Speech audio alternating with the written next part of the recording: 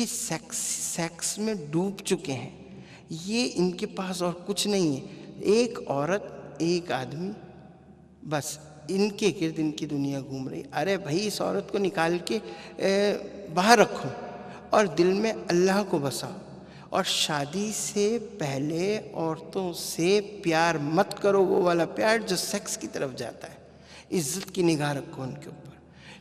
شادی کے بعد اگر کوئی شاعری کرتے ہو تو تم عورت اپنی بیوی جو ہے وہ اپنے شوہر کے لیے تعریف کرے، اور شوہر جو ہے اپنی بیوی کی تعریف کرے، اور وہ بھی ایک دوسرے کے سامنے یوں منظر عام پہ آ کے تعریف کرنا۔ اب کوئی آ کے اگر گانا گا کے چلا جاتا ہے، اب آتا ہے کسی اسٹوڈیو میں یا کہیں جا کے گانا ریکارڈ کروا کے آ جاتا ہے، اور گاتا کیا ہے؟ عورت کی تعریف کر رہا ہوتا ہے۔ ایک دن اس نے شادی کرنی ہے نا، جب وہ گانا چلے گا، ساری مارکیٹ میں چلے گا، یہ کہیں چلے گا، اس آدمی کے بارے میں لوگ جان تو جائیں گے نا، یہ کتنا سیکسی دماغ کا آدمی ہے، یہ گھر میں کیا کرتا ہوگا۔ اس کی بہن نہیں سنے گی وہ گانا، اس کا بھائی نہیں سنے گا، اس کا باپ نہیں سنے گا، تو شرم و حیا تو انہوں نے بیچ کے کھا گئے میرا خیال۔ اور آپ کا پاکستان کا سینسر بورڈ جا کے دیکھ لیں، ساری فلمیں سینسر ہو کے آ رہی ہیں، وہ کس چیز کے پیسے لے رہا ہے، یہ پوچھو تم بھائی، کس چیز کو سینسر کر رہے ہو؟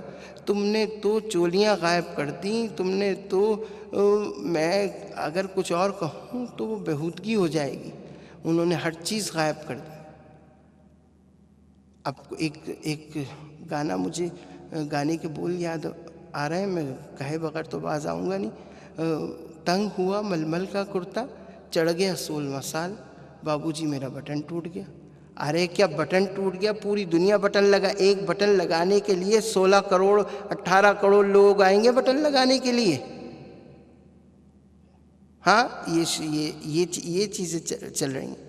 ارے کچھ کہنا ہے، کچھ گانا ہے تو ایسے ہی کہہ لو، ہر لہجہ ہے مومن کی نئی شان نئی آن، گفتار میں کردار میں اللہ کی برہان، یہ راز کسی کو نہیں معلوم کہ مومن قاری نظر آتا ہے، حقیقت میں ہے قرآن، جس سے جگر لالہ میں ٹھنڈک ہو شبنم، دریاؤں کے دل جس سے دہل جائیں وہ طوفان، ہر لہجہ ہے مومن کی نئی شان نئی آن۔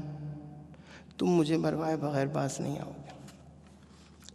اس قسم کی تنقید معاشرے میں نہیں کی جاتی، پورا کا پورا معاشرہ بگڑا ہوا ہے، وہاں پر میں کیا تنقید کرنے لے جاؤں؟ ارے اچھا یہ بتاؤ کچھ کھاؤ گے؟ تم کچھ بھی نہیں لاؤ گے، تم یہاں کھڑے رہو گے، کبھی لیٹ جاؤ گے، کبھی اٹھ جاؤ گے، کبھی بیٹھ جاؤ گے، مگر لاؤ گے کچھ نہیں۔ اچھا ایک بات بتاؤ، یہ جو چھوٹے چھوٹے لوگ بینکوں میں جاتے ہیں اور لون لیتے ہیں، کیا ان کو لون جو ہوتا ہے بآسانی مل جاتا ہے؟ ارے کوئی بآسانی لون نہیں ملتا، لون لینے کے لیے بھی رشوت دینی پڑتی ہے، اور جب لون اتار دیا جائے اور اپنے کاغذات یا کوئی جو چیز آپ نے مورٹگیج کروائی ہوتی ہے وہ واپس لینے جائیں تو اس میں بھی ان کو پیسے دینے پڑتے ہیں۔ ایک تو تنخواہ وہ لے رہے ہوتے ہیں آفیسرز وہاں بیٹھ کے، بدعنوان آفیسرز، جو کوئی ڈپارٹمنٹ ان کو دے رہا ہوتا ہے، ایک وہ تنخواہ کھا رہے ہوتے ہیں جسے ان لمیٹڈ تنخواہ کہیں گے، ان لافل تنخواہ کہیں گے، وہ رشوت کی تنخواہ ہے۔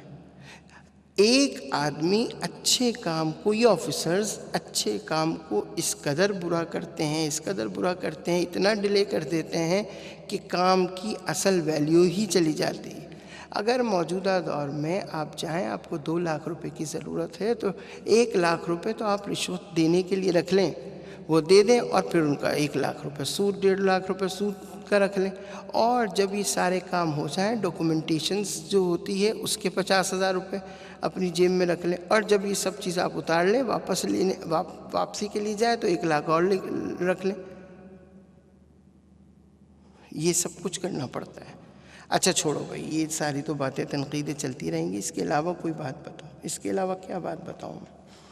اس کے علاوہ رشتہ دار، زیادہ رشتے، پھپھی چاچے تایا میں بیٹھو۔ ارے پھپھی چاچی تایا، یہ پھپھیاں چاچیاں تائیاں یہ صرف اپنے بچوں کے لیے ہوتی ہیں، دوسرے بچوں کو تو یہ قہر کی نگاہ سے دیکھتی ہیں۔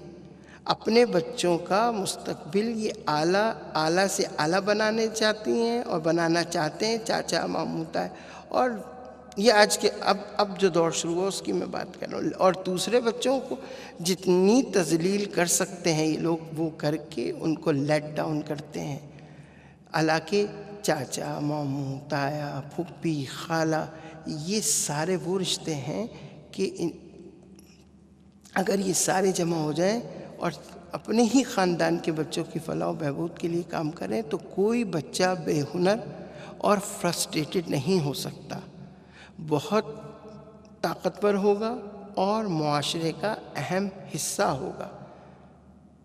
مگر کیا کرتے ہیں یہ بچوں کو اپنے بچوں کو دوسرے بچوں پہ فوقیت دیتے ہیں، اپنے بچوں کے عیب چھپا لیتے ہیں اور دوسرے بچوں کے عیبوں کو منظر عام پہ کر دیتے ہیں، جس کی وجہ سے دنیا میں بگاڑ پیدا ہوتی ہے۔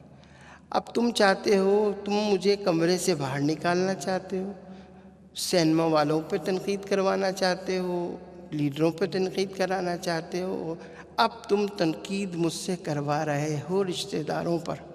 اب اگر میں رشتہ داروں پہ تنقید کرتا ہوں تو یہاں جہاں میں بیٹھا ہوں کمرہ بھی گیا، ہاں گلیاں بھی گئیں، روڈ بھی گئے، معاشرہ بھی گیا، تو کیا مجھے جا کے قبرستان میں بٹھاؤ گے؟ اور آج کے دور میں تو ہم نے یہ بھی دیکھا ہے کہ لوگ قبرستانوں میں سے بھی مردے نکال کے ان کا گوشت کھا رہے ہیں، تو تم چاہتے ہو کہ میں جا کے وہاں بیٹھ جاؤں اور کتے مجھے بھنبوڑ دیں؟